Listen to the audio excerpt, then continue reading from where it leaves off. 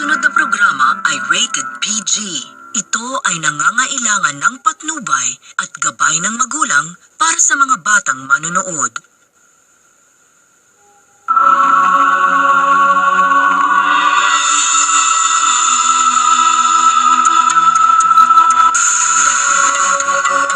Muli po sa pangalan ng Iglesia ni Cristo, kami po ay malugod na bumabati sa lahat ng mga sumusubaybay sa palatuntunang ito ng Iglesia ni Cristo, ang tamang daan. Ito po ang inyong lingkod, ang kapatid na Michael Sandoval, at kasama po natin sa pagkakataong ito ay ang kapatid na Bobby Fernandez. Maraming salamat, kapatid na Michael. Mga kapatid, mga kaibigan, kumusta po kayo? Pinakahangan po namin na pakikinabangan po ninyong lubos ang katotohanan ng aming ilalahad sa pagkakataong ito. At bago tayo magpatuloy sa talagang tatalakayin natin, kapatid na Bobby, binabati natin ang mag-ama na Ramil at Rachel Lynn Pring ng condo o Central Condo dito po sa Quezon City, at sa lahat po ng walang sawang tumatangkilik dito sa aming palatuntunan. Ang ipaglilingkod po namin sa inyo sa pagkakataong ito ay ang sinabi po ni Mr. LJ Karang, isang dating nakaanib sa Iglesia ni Cristo, subalit natiwalag na, at nagsasalita po ng laban sa mga aral at pangunahing doktrina na dati niyang sinasampalatayan na nung siya po ay nasa loob ng Iglesia ni Cristo. Kaya pakinggan natin siya, at narito po si Mr. LJ Karang. Pay attention closely. Only reading the Bible verses that the Iglesia ni Cristo reads is not the same as reading the Bible on your own and reading beyond what is presented to you. Specifically, I am referring to the context. What the Iglesia ni Cristo does is take several Bible verses and certain Bible translations to support their position. Many of these verses are taken out of their proper context. They are cherry-picked and carefully crafted together to prove their point. The importance of context cannot be understated. If we were to just read Mark chapter 16 verse 9, we would think that God was commanding us to hold snakes and to drink poison. But if we read the context in verse 17 and verse 18, the point he's trying to make is to preach the gospel no matter what happens. Does the Iglesia ni Cristo encourage people to read the Bible? Yes, but only the Bible verses that they read. Oh, medyo mahaba-haba, pero anong reaksyon natin dito, kapatid na Bob? Pinalilitaw ni Mr. LJ Karang na nandadaya daw po tayo sa ating pangangaral, kapatid na Michael. Kaya ang sabi niya, what the Iglesia ni Cristo does is take several Bible verses and certain Bible translations to support their position. Many of these verses are taken out of their proper context. They are cherry-picked and carefully crafted together to prove their point. mabigat na paratang yan ni Mr. LJ Karang. Mr. LJ, ito ang tanong namin sa inyo. Anong aral ng Iglesia ni Cristo ang labag sa itinuturo ng Biblia? Nang gumamit ba ang Iglesia ni Cristo ng ibang salin ng Biblia? Nabago ba ang mga kahulugan nito? Kasi para sa kanya, mali na tayo gumamit ng iba't ibang salin o translations ng Biblia.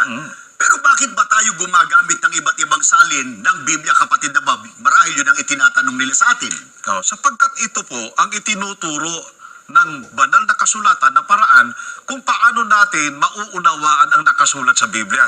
Pakinggan po ninyo, dito po sa unang Korinto 2:13, na ang mga bagay na ito ay atin namang sinasalita, hindi sa mga salitang itinuturo ng karunungan ng tao, kundi sa itinuturo ng Espiritu na iniwawangis natin ang mga bagay na ayon sa Espiritu sa mga pananalitang ayon sa Espiritu.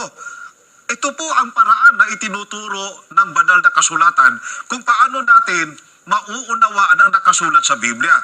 Iniwawangis ang mga pananalitang ukol sa Espiritu sa salitang ukol sa Espiritu. Pagka sinabing magkawangis, kapatid na Bobby, yung ba may salungatan? Walang salungatan, kundi sila ay magkapareho at magkatugon at sila ay wala pong anumang pagkakakontra. Kaya nga, kumuha tayo ng ilan sa mga halimbawa na ihayag natin sa ating mga sumusubaybay. Anong simpleng halimbawa na doktrina, aral na ating sinasampalatayanan na gumamit man tayo ng ibang salin pero hindi nababago ang kahulugan ng talata ng Biblia? Halimbawa, kapatid na Michael, kagaya ng nalalaman ninyo, ang nauukol po sa pagpasok sa Iglesia ni Cristo. Mababasa po natin dito po sa Juan 19, dito po sa Saling Revised English Bible, sa wikang Pilipino ko na po babasahin. Ako ang pintuan. Ang sino mang pumasok sa loob ng kawan, sa pamamagitan ko'y magiging ligtas. Ito po ay pahayag mismo ng ating Panginoong Jesucristo na ang sabi niya, ako ang pintuan. Ang sino mang pumasok sa loob ng kawan, sa pamamagitan ko, ay magiging ligtas. Ngayon, kung sa context ng Kapitulo 10 ng Juan, kapatid na Michael, kagaya na nalalaman ninyo, hindi po natin mababasa kung alin ang tinutukoy na kawan. Kaya anong dapat natin gawin? Basahin po natin ito sa ibang aklat ng Biblia sapagkat yan po ang itinuturong proseso. Iwinawangis ang salitang ukol sa Espiritu sa pananalitang ukol sa Espiritu. Kaya magtatanong tayo, ang sagot babasahin din mismo sa talata ng Biblia. Halimbawa, ang tanong, alin ang tinutukoy na kawan na doon nakapaloob o pumaloob ang mga taong pumasok sa ating Panginoong Jesucristo? Dito natin babasahin sa Gawa 20:28, dito naman sa salin ni George M. Lamsa. Sa wikang Pilipino ko na po babasahin. Ingatan ninyo kung gayon ang inyong sarili at ang buong kawan. Narito'y hinirang kayo ng Espiritu Santo ng mga katiwala upang pakanin ang iglesia ni Kristo na binili niya ng kanyang dugo. Napakaliwanag po dito sa ating binasa. Ang kawan ay ang iglesia ni Kristo. Kaya Mr. LJ, mali ba na ipangaral namin na utos ng Panginoong Jesucristo ang pagpasok sa iglesia ni Kristo upang maligtas? Ito naman ang nakasulat sa Biblia. Kaya nga sa ibang aklat pa rin ng Biblia, nang magturo si Apostol Pablo, kapatid na Bobby, paano pinatunayan ni Apostol Pablo na ang tao napakahalaga sa loob ng na ang tao nasa loob ng tunay na iglesia, yayamang ito ang tinubos, binili ng mahalagang dugo ng Panginoong Jesucristo? Napakahalagang tanong yan, kapatid na Michael. Mr. LJ, ibang aklat na naman ito ng Biblia ang aking babasahin. At ibang salin din. Subalit, wala pong salungatan. Siguro i-address na rin natin yung pinaka head na preacher nila, si Mr. Peter Tanchi, sapagkat ginagamit nung kanilang grupo si Mr. LJ Karang para atakihin ang aral ng Iglesia ni Cristo. Sige, mahalagang basahin ito, kapatid na Michael. Kaya pakinggan ninyo, mga kababayan, mga taga-subaybay, ang nakasulat dito sa Roma 5:8 hanggang 9. Ngunit ipinadama ng Diyos ang kanyang pag-ibig sa atin nang mamatay si Kristo para sa atin nung tayo'y makasalanan pa. At gayong napawalang sala na tayo sa pamamagitan ng kanyang dugo, lalo na maliligtas tayo sa puot ng Diyos sa pamamagitan niya. Ayon sa talata na aming binasa sa inyo, ngayong napawalang sala na tayo sa pamamagitan ng kanyang dugo, lalo ng tiyak na maliligtas tayo sa puot ng Diyos sa pamamagitan niya. Kanina binasa natin ang natubos, napawalang sala sa pamamagitan ng dugo ng Panginoon Jesucristo, ang mga taong pumasok sa loob ng kawan, na yun din po ang iglesia ni Kristo. Kapatid na Bobby, basahin pa natin sa talata ng Biblia. Paano naman pinatunayan ng ating Panginoon Jesucristo sa kabilang dako ang kasawi ang palad pagka ang tao hiwalay sa Kanya, hindi kaanib sa tunay na iglesia, hiwalay sa Kanya bilang siya ang puno at sila ay Kanyang mga sanga. Pakinggan natin, kapatid na Michael at mga mahal na taga-subaybay, ang pahayag mismo ng ating Panginoong Jesucristo dito po sa Juan 15:5 hanggang 6. Ako ang puno ng ubas, kayo ang mga sanga. Ang nananatili sa akin at ako'y sa kanya ay siyang nagbubunga ng marami, sapagkat kung kayo'y hiwalay sa akin, ay wala kayong magagawa. Kung sino man ay hindi manatili sa akin, ay siya'y matatapong katulad ng sanga at matutuyo at mga titipunin at mga ihahagis sa apoy at mga susunog. Napansin ba ninyo, mga mahal na taga-subaybay? Tiniyak po ng ating Panginoong Jesucristo na hindi po maliligtas, sapagkat ang sabi, yung taong nahiwalay sa Kanya ay parang sanga na nahiwalay sa puno, na ito po ay masusunog. Kapag ka masusunog, kapatid na Michael, kagaya ng nalalaman ninyo, hindi maliligtas. Kaya mahalaga na ang tao makarating sa loob ng iglesia. Pag nasa loob na po, mga kaibigan, mga kababayan, dapat po manatili. Pansinin po nyo, manatili. Hindi aalis, hindi hihiwalay at hindi magpapatiwalag, sapagkat kahabag-habag po pagka ang tao nahiwalay sa tunay na iglesia. May nagsasabi, kapatid na Bobby, at maging yung iba't ibang mga napakarami yung mga nagpapakilalang mga fellowship, ang sinasabi ganito ay, now, what is really important is your relationship with Christ and not religion. Hindi daw religion ang mahalaga, kundi yung relasyon sa ating Panginoong Jesucristo. Kaya ito tanong, alin ba ang tunay na may relasyon o kaugnayan sa Panginoong Jesucristo? Hindi opinion natin ang sasagot, kundi mismong ang nakasulat po sa Biblia. Dito po sa Efeso 5:31 hanggang 32 at 23. Dahil dito, iiwan ng lalaki ang kanyang ama't ina, at magsasama sila ng kanyang asawa, at sila'y magiging isa. Isang dakilang katotohanan ang inihahayag nito.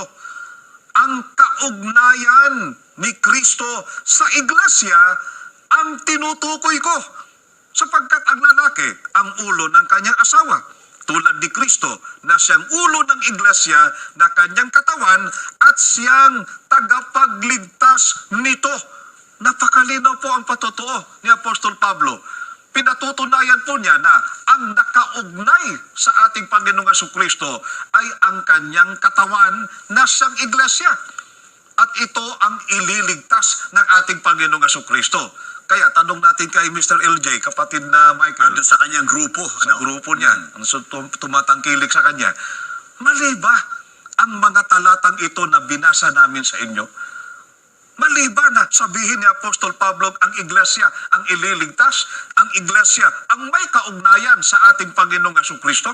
Kung magpakilala pa naman yung grupo nila ay Christ Commission Fellowship.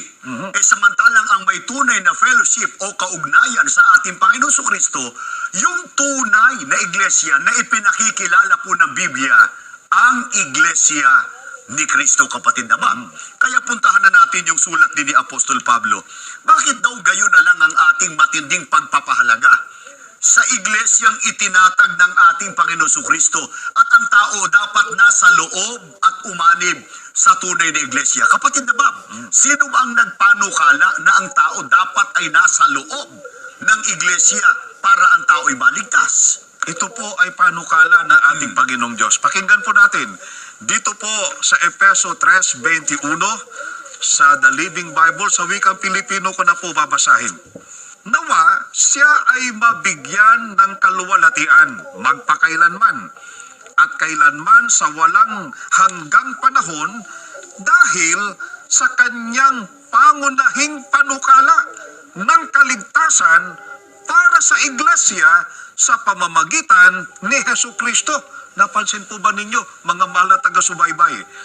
Napakalinaw po, ang kaligtasan para sa iglesia sa pamamagitan ng ating Panginoong Jesucristo ay ang pangunahing panukala ng ating Panginoong Diyos, master plan of salvation. Sapagkat doon sa verse 20, pagka binasa natin, ang tinutukoy nung terminong siya o niya ay tumutukoy po sa ating Panginoon Diyos. Teka, kapatid na Bob, naalala ko lang, meron kasing binanggit kanina si Mr. LJ Karang na If we were to just read Mark chapter 16 verse 9, we would think that God was commanding us to hold snakes and to drink poison. But if we read the context in verse 17 and verse 18, the point he's trying to make is to preach the gospel no matter what happens. O kapatid na Bob, anong reaksyon mo rito? Una, kapatid na Michael, paano natin mapagkakatiwalaan ang taong ito? Dahil Sa pagbanggit pa lang ng talata, mali. maling impormasyon. Maling impormasyon. Ang banggit niya ay Mark 16:9. O kaya hindi natin maiiwasan, naroon ba yung binabanggit ni Mr. Elgel Karang doon sa Mark chapter 16 verse 9? Pakinggan natin yung binanggit niyang talata. Ito ang ating mababasa. Now when he was risen early on the first day of the week, he appeared first to Mary Magdalene, from whom he had cast out 7 demons. Ito po ang nilalaman ng Mark 16:9. Bakit ang sabi mo? If we were to just read Mark chapter 16 verse 9, we would think that God was commanding us to hold snakes and to drink poison. Wala naman dito sa binanggit mong talata. Sa makatwid, Mr. LJ, mali ka ng pagbibigay ng impormasyon. Paano ka namin paniniwalaan at pagtitiwalaan? Kaya kawawa yung mga napapaniwala nitong grupong ito sapagkat iba yung sinasabi sa tunay na pangyayari at iba yung kanilang ipinahahayag pagka binasa natin sa mismong talata ng Biblia na kanilang binanggit. Kaya nga kapatid na Bob, paano naman sinabi ni Mr. LJ na Does the Iglesia ni Cristo encourage people to read the Bible? Yes, but only the Bible verses that they read. ibig niyang palitawin na pinagbabawalan natin sa Iglesia ni Cristo ang mga kapatid na magbasa ng ibang, pansin natin, ng ibang talata ng Biblia. Ang dapat lang doon basahin, yung talata na binabasa natin. Reaksyon natin doon. Katulad ng sinabi niyo na doon sa mga nakarang episodes, na hindi po pinagbabawalan ang mga kapatid na bumasa ng Biblia. Ang ipinagbabawal sa mga kapatid, at alam po ito ng lahat ng mga kapatid sa loob ng iglesia, ang ipinagbabawal ay ang pagbibigay ng pansariling pakahulugan sa sinasabi ng Biblia.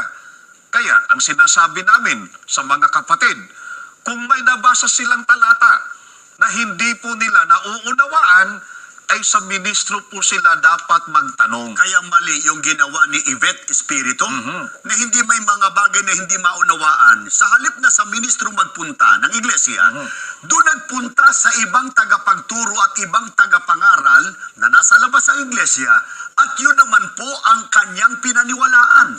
At pagkatapos ay pinalilitaw pa mali ang biblical yung doktrina na natutuhan niya dito sa loob ng Iglesia ni Cristo. Kaya kapatid na Bob, yung naging pagkakamali ni Mr. LJ Karang, sa pagbabasa niya ng Biblia ay nagbigay siya ng sarili niyang opinyon, pakahulugan, nagbibigay siya Eto, pakinggan po at subaybayan natin siya. But you see, it wasn't until I began to read the context of the verses being read, when I began to read on my own, that I noticed inconsistencies with the Bible and their interpretation. Kapatid na Bob, anong reaksyon mo sa sinabi niyang ito? Ayun ang dahilan kaya nahulog siya sa ganyang sitwasyon, kapatid na Michael. Pinangahasan niyang bigyan ng pagpapakahulugan, pansariling pagpapakahulugan, ang nakasulat sa Biblia. Ang totoo ano ba ang patakaran ng sugo ng kapatid na Felix Manalo at hanggang sa kasalukuyang panahon ng iglesyang ito sa pangunguna ng ating tagapamahalang pangkalahatan kung pag-uusapan ay pagpapaliwanag ng binabanggit sa kasulatan. Nagmumula ba sa sariling opinyon o paliwanag? Mabuti basahin natin ang nakasulat. Dito po sa 2 Pedro 1:20. Most important, you must understand this. No prophecy in the scriptures ever comes from a person's own interpretation. Yan po ang maliwanag na sinasabi ng Biblia. Ang pagpapaliwanag sa anumang nakasulat sa Biblia ay hindi dapat sa pamamagitan ng pansariling pagpapakahulugan. Kaya kumuha tayo ng halimbawa sa natala sa kasaysayan ng Biblia. Tao na nagbabasa ng Biblia, bagamat marunong, pero hindi niya maunawaan yung sinasabi ng Biblia. Kaya hindi dapat pagbatayan yung sariling karunungan. Anong talata yung kapatid na Bobby? Ang isa sa mga talata, kapatid na Michael, ay ang nakasulat dito po sa Gawa 8:25 hanggang 31 at 35. Bumalik sa Jerusalem sina Pedro at Juan pagkatapos magpatotoo at mangaral ng salita ng Panginoon sa lungsod ng Samaria. At sa maraming nayon ng Samaria na kanilang dinaanan, ipinangaral nila ang mabuting balita tungkol kay Kristo. Pagkatapos, si Felipe naman ay inutusan ng isang anghel ng Panginoon. Pumunta kaagad sa timog sa daang patungong Gaza. Mula sa Jerusalem, ito'y ilang, kaya't naparoon si Felipe. Sa darating naman ang isang Etiopeng eunuko. Siya ang tagapamahala sa lahat ng kayamanan ng Candace o Reyna ng Ethiopia. Nagpunta siya sa Jerusalem at sumamba sa Diyos. Siya'y pauwi na noon, nakasakay sa kanyang karwahe at nagbabasa ng aklat ni Propeta Isaias. Sabayan mo ang sasakyang iyon, sabi ng Espiritu kay Felipe. Patakbong lumapit si Felipe at narinig niyang binabasa ng eunuko ang aklat ni Propeta Isaias. Kaya tinanong niya ang eunuko, nauunawaan ba ninyo ang inyong binabasa? Paano kong mauunawaan ito kung walang magpapaliwanag sa akin? Sagot dito. At si Felipe inanyayahan niyang sumakay sa karwahe at umupo sa tabi niya. Buhat sa kasulatang ito'y isinalaysay sa kanya ni Felipe ang mabuting balita tungkol kay Jesus. Sa mga talatang ito na binasa po namin sa inyo, ang eunuko ay nagbabasa ng aklat ni Propeta Isaias. Sandali, ang binabasa niya, aklat ni Propeta Isaias. Kasi hindi yan yung Isaias na kilala nating may sayad. Walang. O sige. Ayan. Nagbabasa siya ng aklat ni Isaias, subalit hindi niya naunawaan, kapatid na Michael. Hindi niya ito maintindihan. Ang nagpaliwanag sa kanya ay si Felipe na isa sa mga diakono na naging katuwang ng mga apostol noon sa pangangaral ng Ebanghelyo. Eko, itanong nila sa atin, bakit hindi niya ito maunawaan? Baka naman mababa lang ang pinag-aralan, kapatid na Bobby, nung eunuko. Ayon sa talata ng Biblia, anong katangian ng eunuko? Ay, hindi, kapatid na Michael. Natitsak nating matalino sa kaalamang panlupa ang eunuko. Ang sabi sa binasa natin, ang Ethiopiang eunuko, ang tagapamahala sa lahat ng kayamanan ng Candace o Reyna ng Ethiopia. Subalit, kahit siya ay isang taong marunong sa kaalamang panlupa, hindi po niya maunawaan ang nakasulat sa banal na kasulatan. Kaya, inanyayahan po niya si Felipe na siya ngang nagpaliwanag sa kanya sa nilalaman po ng kasulatan. Sapagkat walang tututol, si Felipe at ang mga apostol na kanyang mga kasama ay pinagkalooban na makaalam ng hiwaga at ng karunungan po ng ating Panginoon Diyos. Kaya kung, mga kaibigan, gusto nating malaman ang katotohanan tungkol sa Diyos, kanino po kayo dapat sumangguni? Baka yun ang tanong nila sa ating kapatid na Bobby. Tama. Pakinggan natin ang pahayag po ng Biblia dito po sa Malakias 2:7. Tungkulin ng mga saserdote na ituro ang tunay na kaalaman tungkol sa Diyos. Sa kanila dapat sumangguni ang mga tao tungkol sa aking kalooban, sapagkat sila ang mga sugo ng makapangyarihang si Yahweh. Napakalinaw pong nakasulat. At tiyak na tiyak po ang sagot sa atin. Sa mga sinugo, dapat sumangguni upang makilala ng tao ang tunay na kaalaman tungkol sa tunay na Diyos at upang malaman kung ano ang kanyang kalooban. Kaya sa napakarami ng pagkakataon, kapatid na Bobby, gaya ng nalalaman mo, at ng mga palagi ang sumusubaybay dito sa ating palatuntunan, ay pinatunayan po namin sa pamamagitan ng mga talata mula sa Biblia. From Old Testament hanggang sa New Testament, ay may mga paunang pahayag o hula na tumutukoy sa pagiging sugo ng Diyos ng kapatid na Felix Manalo. Kaya nung ang kapatid na Felix Manalo, kapatid na Bobby, ay panahong buhay sila, nagtuturo, nangangaral, ang itinuturo ba nila sariling opinyon o kung ano lamang ang nakabatay sa Biblia? Kung ano lang ang nakasulat sa Biblia. At yun ang natutuhan ng mga ministro hanggang sa kasalukuyang panahon. Kung sabihin nila, wala na kayong kinikilalang sugo na nagsimula ng gawain ng Iglesia ni Cristo. Ibig bang sabihin, kasamang nagpahinga at nalibing yung pagtuturo at pangangaral ng Ebanghelyo? Hindi, kapatid na Michael. Ganito po ang sagot ni Apostol Pablo sa pamamagitan po ng kanyang sulat sa mga Kristiyanong taga-Kolosas noong unang siglo, dito sa Kolosas 1:25, na ako'y ginawang ministro nito ayon sa pamamahala na mula sa Diyos na ibinigay sa akin para sa inyo upang maipahayag ang salita ng Diyos. Ito po ay pahayag ni Apostol Pablo na namahala sa Iglesia ni Cristo sa dako ng mga hentil noong unang siglo. Ang sabi po niya na ako'y ginawang ministro nito ayon sa pamamahala na mula sa Diyos na ibinigay sa akin para sa inyo upang maipahayag ang salita ng Diyos. Kaya ang Panginoong Diyos ay naglagay po ng pamamahala na ang kanyang karapatan para mamahala ay mula po sa ating Panginoong Diyos. At ang katotohanan ng kapatid na Bobby, gaya ng nalalaman mo, ay lubos na nauunawaan ng lahat ng mga kaanib.